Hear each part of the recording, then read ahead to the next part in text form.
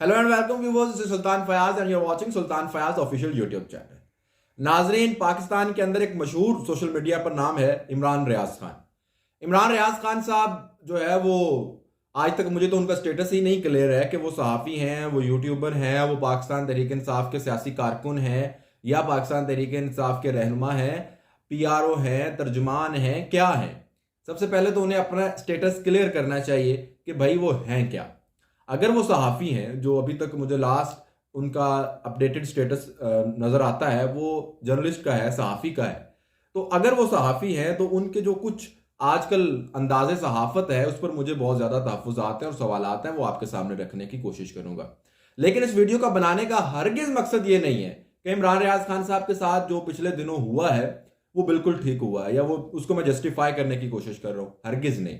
बल्कि उनके साथ जो कुछ हुआ वो बहुत बुरा हुआ और काबिल मजम्मत है।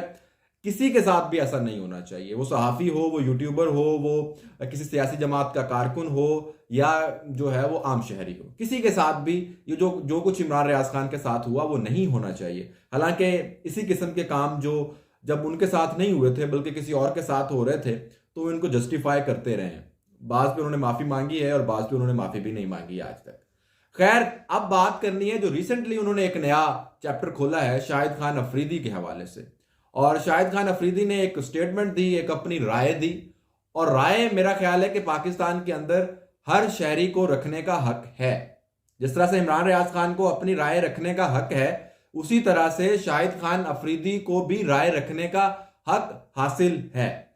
कोई भी शख्स किसी भी किस्म की राय रख सकता है। आप उसको राय से इख्तलाफ कर सकते हैं, आप उसकी राय से इत्तेफाक कर सकते हैं, लेकिन आप उसके पूरे कैरियर पर ही सवाल उठाना शुरू कर दें, आप इस किस्म की पोस्टें रीट्वीट करना शुरू कर दें कि जनाब जब पाकिस्तान की क्रिकेट टीम जो है वो खेल रही होती थी और 48 रन पे 5 आउट होते थे तो शाहिद अफरीदी आता था और 48 पे 6 आउट हो जाते हैं। इस किस्म के रीट्वीट्स करना शुरू कर दें तो फिर नजर आता है कि आप उसके खिलाफ जाती तौर पर जो है वो अनाद का शिकार हैं, उसके खिलाफ प्रोपोगंडा करने में मसरूफ हैं। इससे साफ जाहिर होता है। और आप उसके खिलाफ एक लंबी सारी रख के जो है वो ट्वीट करते हैं और ट्वीट के अंदर आप ये जाहिर करने की कोशिश करते हैं कि जनाब उस शख्स ने अगर किसी एक सियासी पार्टी का या किसी सियासी रहनुमा का साथ नहीं दिया तो वो गलत है। और उसके लिए जो है आप उसको मजबूर करने पे जो है वो तुले हुए हैं और आप उसके खिलाफ ये आप उस पर प्रेशर डालना चाह रहे हैं कि भाई अगर आप इमरान खान का या फिर आप पाकिस्तान तहरीक इंसाफ का साथ नहीं दोगे तो हम आपके साथ ये करेंगे। जो आप करने की कोशिश कर रहे हैं ना, बेसिकली आप पूरी सोशल मीडिया कंपेन एक उसके खिलाफ चला रहे हैं जिसके अंदर बहुत सारे और भी जो कीबोर्ड वॉरियर्स हैं आपके वो शामिल हैं और अफरीदी साहब को जो है वो आड़े हाथों ले रहे हैं। तो जनाब इमरान रियाज खान साहब, मेरा आपसे ये सवाल है कि अगर आप सहाफ़ी हैं तो आप किसी सियासी जमात के साथ नैरेटिव को क्यों मिलाने की कोशिश कर रहे हैं कि हर वो शख्स ठीक है जिसका नैरेटिव एक सियासी जमात के साथ मिलता है, एक खास लीडर के साथ मिलता है, और जो उससे इख्तलाफ रखते हैं वो सारे के सारे गलत हैं। आप क्यों कर रहे हैं ये? आप एक सियासी जमात के तर्जमान से बढ़कर क्यों काम करने की कोशिश कर रहे हैं उनके लिए? अगर आप सहाफ़ी हैं, अगर आप सहाफ़ी हैं तो आपका काम है खबर देना।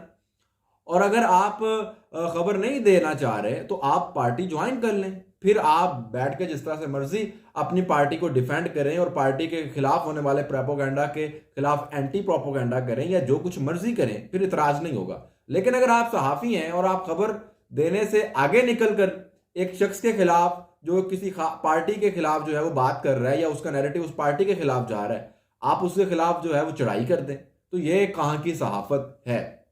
और इससे पहले भी आप खुद ये तस्लीम कर चुके हैं, आप खुद ये तस्लीम कर चुके हैं कि जी आपको तो इदारे रिपोर्ट्स देते थे, आपको तो इदारे दिखाते के थे ये देखें ये चोर है, ये चोर है, और उसकी बुनियाद पर आप व्लॉग्स करते थे और आप खबरें देते थे और आप नवाज शरीफ और बाकी सारों को चोर कहते थे।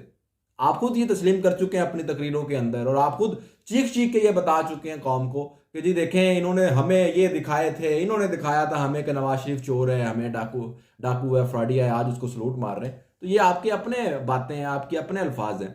तो भाई ये कौन सी सहाफत हुई कि आप किसी पार्टी के खिलाफ या किसी लीडर के खिलाफ, किसी से भी, चाहे एस्टैब्लिशमेंट आपको उसके खिलाफ जो है वो चीजें प्रोवाइड कर रही है, आप उसकी बुनियाद पर उस शख्स के खिलाफ प्रोपोगंडा कर रहे हैं। और अगर एस्टैब्लिशमेंट या बाकी जो लोग हैं वो आपका जो मकबूल लीडर है या आपका जो व्यूअर्स का मकबूल लीडर है, जिसके हक में बात करने से आपके व्यूज आते हैं, जिसके हक में बात करने से आपने इतने सब्सक्राइबर्स इकट्ठे किए हैं, अगर उसके खिलाफ कोई बात कर रहा है तो आप उस पर चढ़ाई कर देंगे। ये कौन सी सहाफत है, ये कौन सा जर्नलिज्म है सर? मुझे भी बता दें, मुझे भी समझा दें कि एक पार्टी को दिन रात डिफेंड करना, एक पार्टी का नैरेटिव लेके चलना, एक पार्टी को पूरा हक को बातिल साबित कर देना। अपने व्लॉग में ये भी कह रहे थे जी कि देखें इन्होंने तो मुबारकबादें भी दी हैं और ये भी किया है और वो भी किया है, फलां भी किया है, ढिमकाम भी किया है। तो अली अमीन गंडापुर भी तो उन्हीं लोगों के साथ जाके बैठा हुआ था, उसको आप डिफेंड करने की कोशिश कर रहे हैं। अली अमीन गंडापुर क्यों जाके बैठा उनके साथ?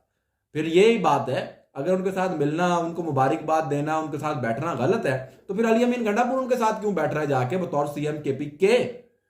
और आप उस सूबे के खिलाफ वीडियोस क्यों नहीं बना रहे जिसने मुआशी हालत यह कर दी है कि आप अपने नापसंदीदा वजीर आजम से जाके मिलने पर मजबूर हैं, उससे रिक्वेस्ट करने पर मजबूर हैं कि फौरी तौर पर आपकी मदद की जाए उस सूबे की।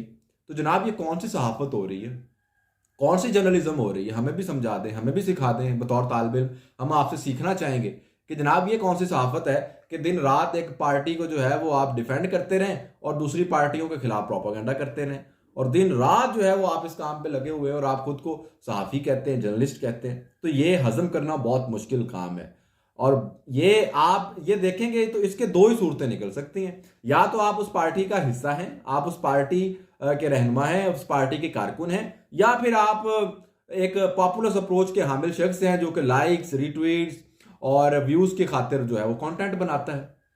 और आपका कंटेंट बिल्कुल इस हिसाब से ठीक है, जो आप कंटेंट बनाते हैं ये बिल्कुल पाकिस्तान के अंदर सबसे मकबूल कंटेंट है, इसको वो लोग बहुत देखते हैं और बहुत सारे लोगों का शायद यही नैरेटिव है जो आप लोगों का, आपका है, और इसमें आपका बहुत बड़ा हाथ है। आप लोगों ने जिस तरह से इंफॉर्मेशन फीड की और आप खुद इस बात को तस्लीम कर चुके हैं कि जो उस वक्त आप इंफॉर्मेशन फीड करते रहे कि ये चोर हैं, ये डाकू हैं, ये लुटेरे हैं, वो सारी की सारी इंफॉर्मेशन आपको कहीं और से आ रही थी, किसी और खास इदारे से आ रही थी जिसके खिलाफ में आजकल आप स्टैब्लिशमेंट की बात हो रही है। तो आप आज क्यों नहीं उसके खिलाफ बात करते? और अगर आप इतने ही एंटी स्टैब्लिशमेंट हैं तो अभी की जो स्टैब्लिशमेंट है आप उसका नाम लेकर गलत जो काम वो कर रहे हैं, या जो इकोनॉमिक्स है, मिसाल के तौर पर मुईशत के अंदर कल आर्मी चीफ साहब बैठे हुए थे जाके मीटिंग करने के लिए, आपने उस पर क्यों नहीं ब्लॉक किया? आपने अली अमीन गंडापुर से उस पर क्यों नहीं मुतालबा किया कि आपको वहां पे एहतजाज रिकॉर्ड करवाना चाहिए था कि जनाब आर्मी चीफ साहब मुआशी मीटिंग्स में क्यों बैठे हुए हैं? जनाब बताएं ना, ये सारी चीजें आपको नजर नहीं आती। लेकिन अगर एक शख्स जो है, शाहिद खान अफरीदी या कोई भी शख्स, वो आपकी मकबूल पार्टी या आपके मकबूल लीडर के खिलाफ कोई बात कर देता है तो आप उस पर चढ़ाई कर देते हैं। ये क्या बात हुई? नाज़रीन इस पर जरा तवज्जो फरमाएं और ये देखने की कोशिश करें कि कौन क्या है। हक व बातिल का मार्का ना बनाएं इसको। बहुत सारे लोग यहाँ पर सिर्फ व्यूज और लाइक्स और ट्वीट्स, और वहां से क्योंकि डॉलर्स आएंगे ना भाई, मसला डॉलर्स का है, डॉलर्स आएंगे तो जनाब फिर सब करना पड़ता है, ये सारा कुछ चीज़ें चलती हैं। तो जनाब ये ज़रा आप भी जो व्यूवर्स हैं इनको भी गौर करने की ज़रूरत है। Good bye.